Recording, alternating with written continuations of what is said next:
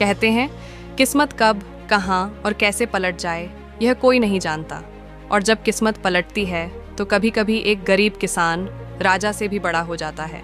आज की यह कहानी सिर्फ एक किसान की नहीं है, यह कहानी है ईमानदारी, संघर्ष और उस सच्चाई की जो सबसे ताकतवर तख्त को भी हिला देती है। तो वीडियो को आखिर तक जरूर देखिएगा, क्योंकि अंत ऐसा है जो आपकी सोच बदल देगा। बहुत समय पहले की बात है। एक राज्य था, सूर्यगढ़। राज्य समृद्ध था, महल सोने से चमकता था, लेकिन उसी राज्य में एक छोटा सा गांव था, धूलपुर। धूलपुर में रहता था एक गरीब किसान, हरिदास। हरिदास के पास ना बड़ी जमीन थी, ना बैल, ना ही अनाज का भंडार। उसके पास था तो बस उसका पसीना और उसका स्वाभिमान। हर सुबह सूरज निकलने से पहले वह खेत में उतर जाता और अंधेरा होने तक मिट्टी से जूझता रहता। उसकी पत्नी सीता अक्सर कहती, इतनी मेहनत के बाद भी हमारे घर में 2 वक्त की रोटी भी मुश्किल से आती है। हरिदास मुस्कुरा देता और कहता, सीता, गरीबी शर्म की बात नहीं, बेईमानी शर्म की बात होती है। उसी राज्य का राजा था, महाराज विक्रम सिंह। राजा बहादुर था, लेकिन घमंडी भी। एक दिन राजा ने पूरे राज्य में ढोल पिटवाया। हर किसान राजकोष में अपने अनाज का आधा हिस्सा जमा करेगा। जो आदेश नहीं मानेगा उसे दंड मिलेगा।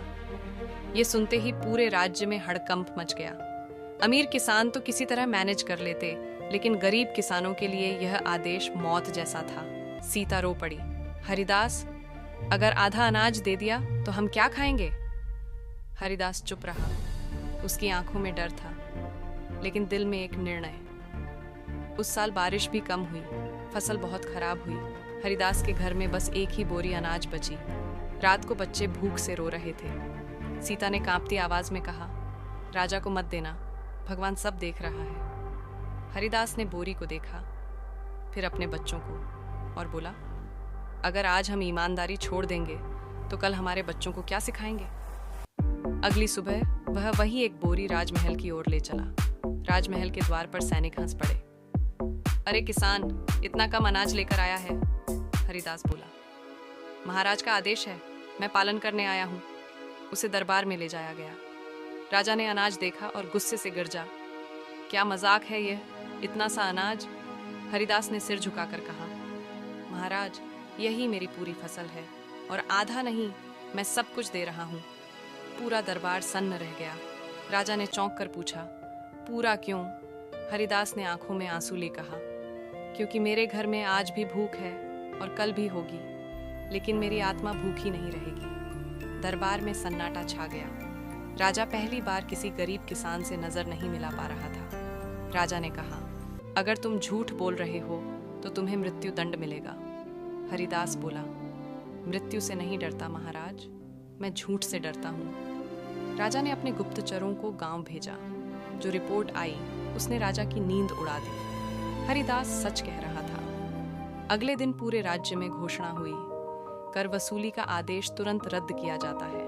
हरिदास को दरबार में बुलाया गया। राजा सिंहासन से उतर आया और बोला, आज तुमने मुझे सच्चा राजा होना सिखाया है। राजा ने हरिदास को इनाम देना चाहा, लेकिन हरिदास ने कहा, महाराज, मुझे धन नहीं चाहिए, बस इतना कीजिए कि कोई भी किसान भूखा न सोए। राजा ने हरिदास को राज्य का किसान सलाहकार बना दिया। धूलपुर समृद्ध गांव बन गया, और हरिदास, वह आज भी मिट्टी से जुड़ा रहा, क्योंकि उसने साबित कर दिया था, तख्त ऊंचा हो सकता है, लेकिन सच्चाई उससे भी ऊंची होती है। दोस्तों, ये कहानी हमें सिखाती है कि गरीबी कमजोरी नहीं, ईमानदारी सबसे बड़ी ताकत है, और एक सच्चा इंसान पूरे सिस्टम को बदल सकता है। अगर कहानी ने आपके दिल को छुआ हो तो वीडियो को लाइक करें, चैनल को सब्सक्राइब करें और कमेंट में लिखें, ईमानदारी जिंदाबाद।